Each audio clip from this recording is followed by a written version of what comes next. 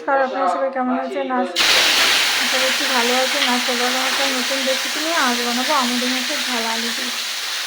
কড়াই গরম তেল দিয়ে মাছ ভাজতে বসিয়ে দিয়েছি।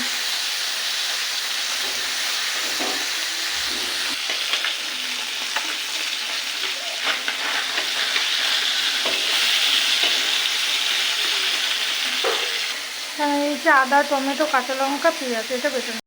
মাছ ভেজে তুলে নিয়েছি, কড়াইতে তেল দিয়ে দিয়েছি। এবার দিয়ে দেবো কালো জিরে ফোড়ন, আর দিয়ে দেবো লম্বা লম্বা করে আলু কেটে রেখেছি সেটা।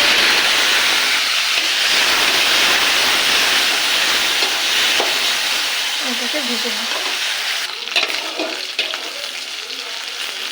আলুটাকে ভেজে নিয়েছি। এবার দিয়ে দেবো মশলা বাটা। এখানে রয়েছে আদা, টমেটো, কাঁচা লঙ্কা, পেঁয়াজ। এটাকে দিয়ে দেবো।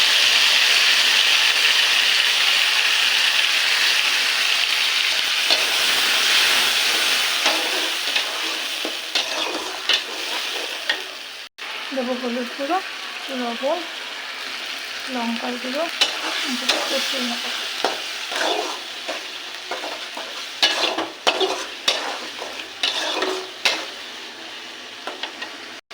সর্ষেটা বেটে রেখেছি আগে, এবার জলটাকে ছেঁকে নেব।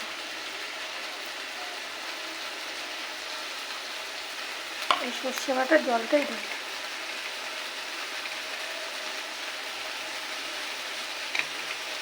তাহলে কী হবে, পেটটা ব্যথা করে না।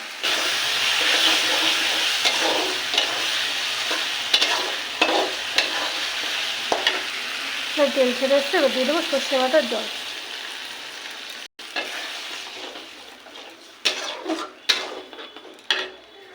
আর একটু জল দেবো।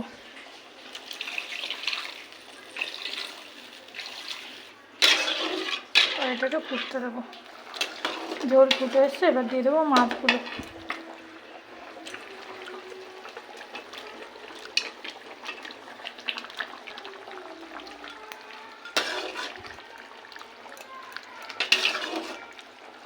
গ্যাস কমিয়ে ঢাকা দিয়ে রাখবো।